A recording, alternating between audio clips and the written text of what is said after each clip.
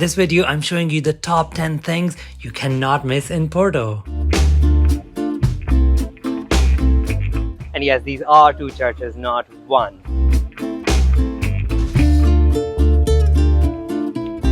It is the fanciest McDonald's you could ever eat in.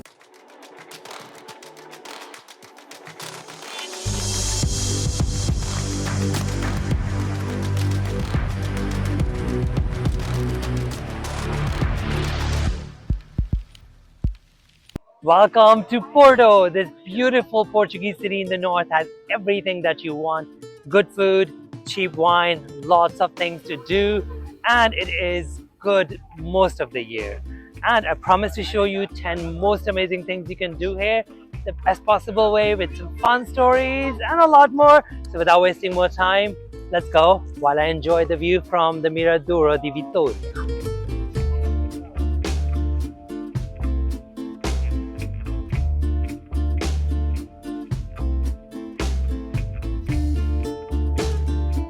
Cannot miss one of the most beautiful train stations in the entire world, located in Porto. This is the station of Sao Bento, and it is said to be holding the national treasure of Portugal.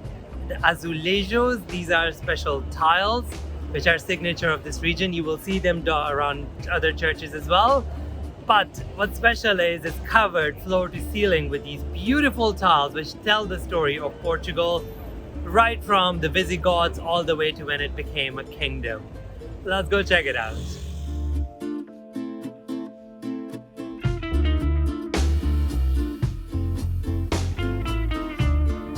The train station is considered one of the top 10 most beautiful in the entire world, and there are more than 20,000 of these beautiful tiles inside.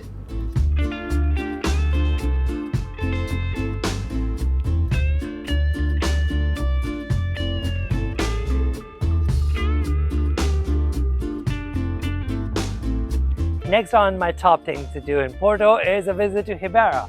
Now this is the oldest part of the town. Starts right on top of the cathedral where you can start, which is the best way to go because I assure you, you don't want to climb all these stairs up. So come to the cathedral and then we will walk down and I will show you all the colorful houses. By the way, most of the residents here are local and you will find a few little shops. So enjoy the view, and honestly the best way is to just walk around and get lost in it. So let's go.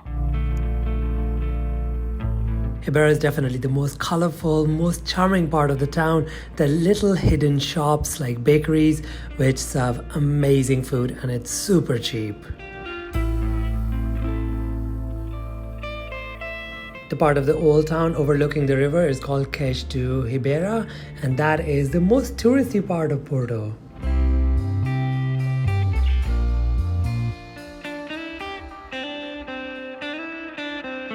Visiting a few churches in Porto is an absolute must. Some of them are interesting because of the exterior, some because of the interior, and some because of the stories attached to them.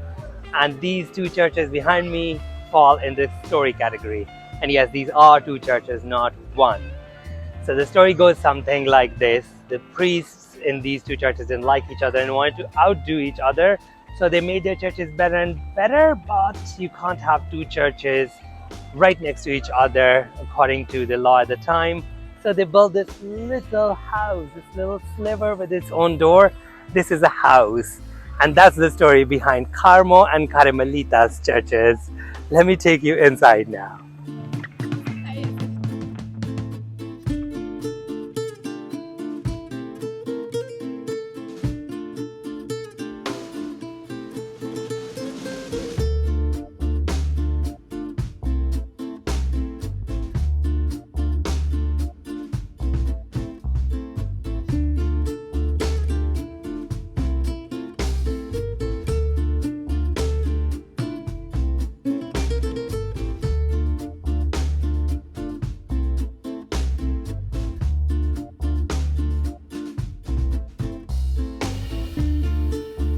Barely 5 minutes from Carmo and Carmelitas churches, this is the church of those Clergies. And yes, it is famous for its ornate bell tower. The best part is you can go all the way up to get the amazing view of Porto. It's only 400 stairs.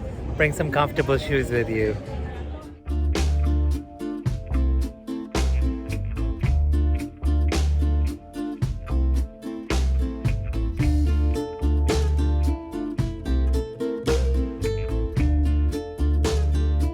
This is the Church of Sao Ildefonso, and I would recommend visiting it because of its exterior. These blue tiles, while quite common in Porto, are not so common outside, and this one is my favorite with these beautiful tiles.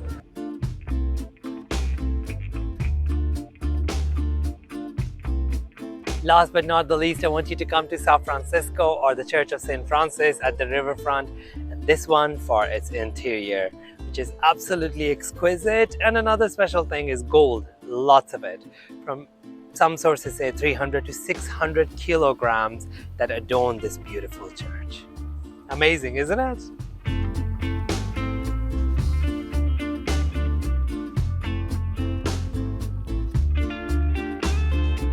If you get a chance to see only one church, San Francisco has to be the one. Don't skip it.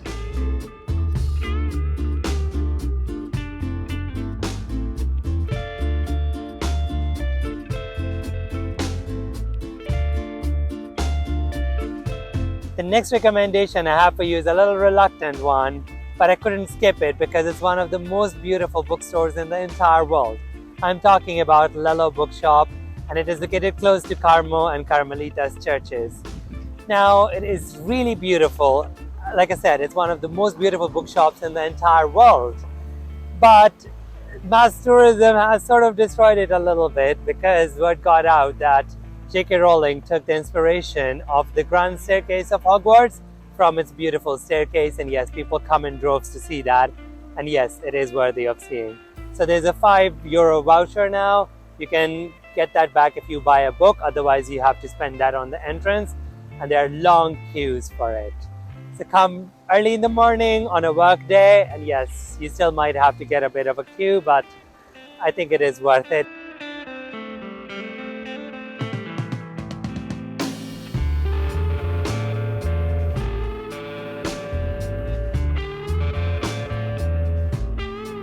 For our next best thing to do in Porto, I should have been sitting in a restaurant.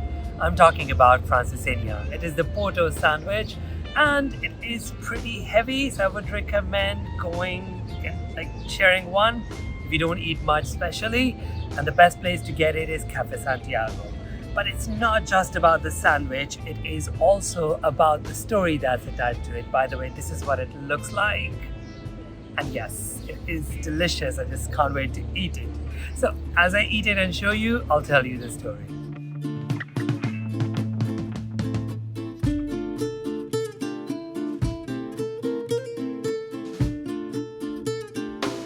There was a French immigrant by the name of Daniel David de Silva who wanted to create the local version of croque monsieur because he just returned from France, and he did it based on the local meats, etc. But he was a little bit of a playboy, and he didn't like all the ladies at the time dressing up all the way till here, being very, very modest. So he made it hot enough with beer sauce so that, in the summer they were especially, forced to kind of let some air in. So he brought a little bit of Frenchness in, not only through the food, but also through the culture. I really like this story. Okay, gotta finish this.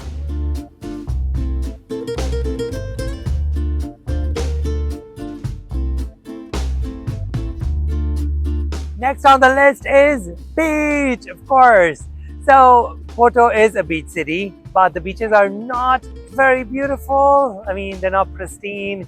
They usually the Kaida show you, but I think it's a great chance to get, some ocean air, that breeze, and just sit in the sun and enjoy yourself. There are plenty of restaurants around, so you'll have a great time.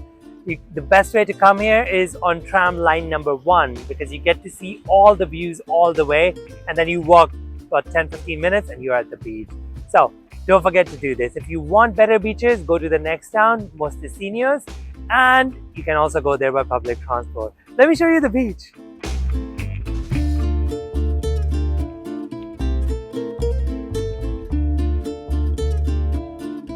Isn't this place absolutely amazing? If you want to find out some more crazy beautiful places, don't forget to hit that subscribe button.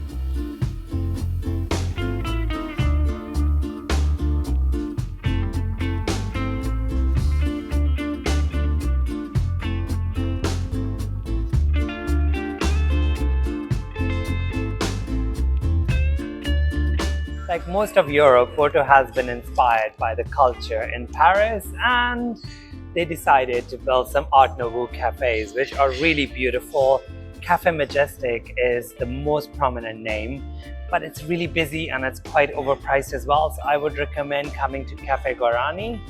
They have amazing breakfast, lunch, or if you just want to come, between your walks, it is a great place to do that, to experience that Art Nouveau culture.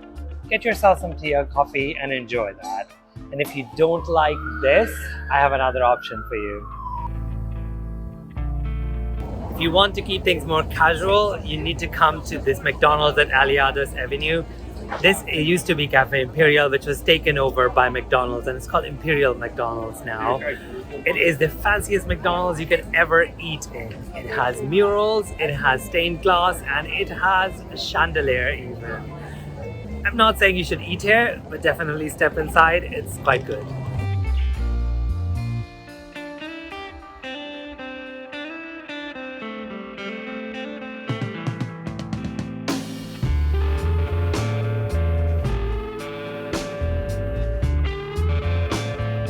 Next amazing thing I want you to do in Porto is attend a Fado show.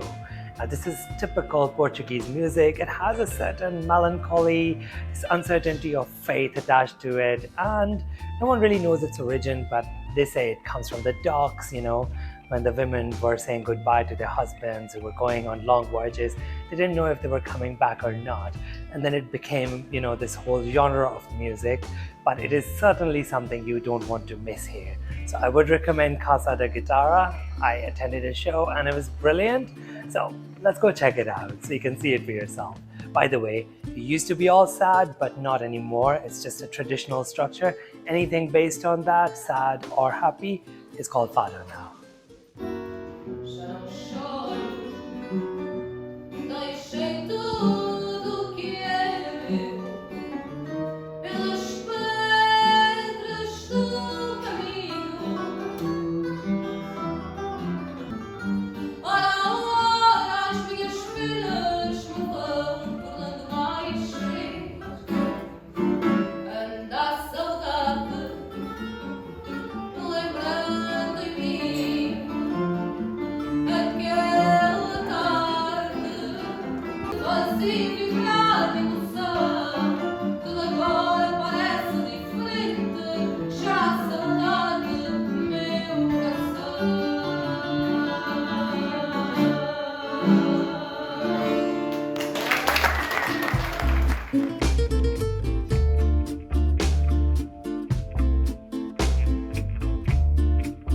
Our next best thing to do in Porto, I had to come out of Porto. I am on the other side of the River Douro, and this is the city of Gaia. Yes, it is a different city with a different mayor, city hall, everything. Now, people in Porto, because there's a little bit of rivalry between both sides, say that Gaia has two amazing things. One is the view of Porto and Ribeira. The second thing is the wine cellars right behind me. And this is why I'm here. You can do some wine tasting and wine tours here, and you can also see the view. You can also see the boats that bring the wine barrels from Douro Valley here. Now, if you have more time, I would recommend skipping this and heading to the Douro Valley. Let's go there. If you want to do this via boat, I honestly would recommend not to do it because you can take the boat from Pinhão and it's a little crazy here and you just don't get to see the crazy beauty that comes with the car. So I would definitely recommend going with the car.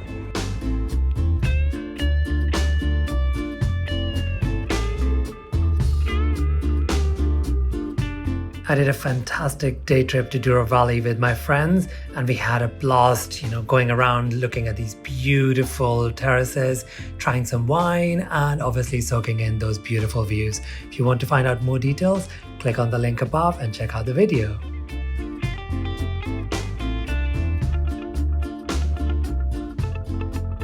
People of Porto missed a crucial thing when it comes to all the stuff that Gaia has.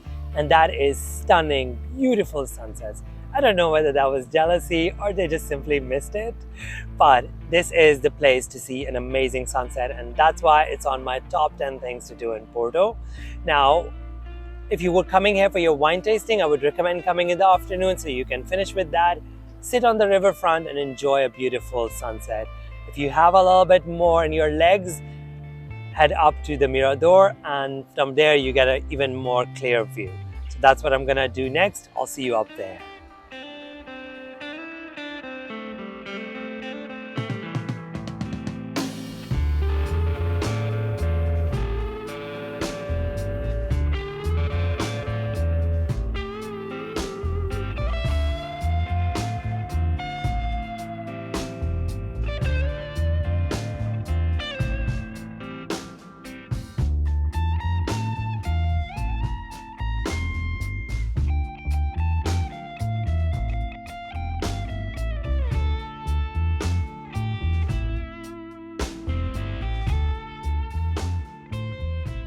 Beautiful, this view, isn't it? I really hope you enjoyed seeing these top 10 things to do in Porto, and I really hope you get to enjoy them as much as I did. And I would recommend coming here in the shoulder season, so May and September are the best months. It gets a bit too busy in the summer months, a bit too cold in the winter. Eat a lot, drink a lot, have a great time here, and I will see you later. Mwah. This is Brown Boy Travels, and let me know what you think of the video. Do hit the like button and subscribe, and if you have any suggestions for your own countries so I can visit, do let me know as well. You can also check me on Instagram and TikTok. I will see you in the next video. Bye!